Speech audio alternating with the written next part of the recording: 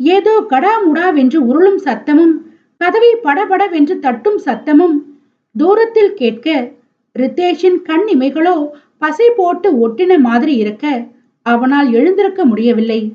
போதா குறைக்கு அருகில் படுத்திருந்தவளின் கை ரித்தேஷின் இடுப்பை வளைத்திருக்க அதன் கதகதப்பை விட்டு வெளியே வர பிடிக்காமல் தன் உறக்கத்தை தொடர்ந்தவனை யாரோ புளிய மரம் போல பலமாக உழுக்க அலங்க மலங்க விழிகளை மலர்த்தினான். ரேஷ், கெட் அப் மேன்! எலிசாவின் குரலில் விரைவில் இருந்த பதட்டமும் கலங்கி இருந்த விழிகளும் ரித்தேஷின் தூக்க கலக்கத்தை காலாவதியாக்கியது.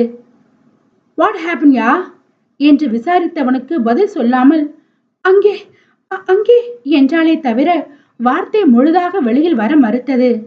கட்டிலில் இருந்து எழுந்து என்ன எலிசா, அங்க என்ன என்றவன் அவளை தோளோடு அணைத்தபடி புரியாமல் வெளியே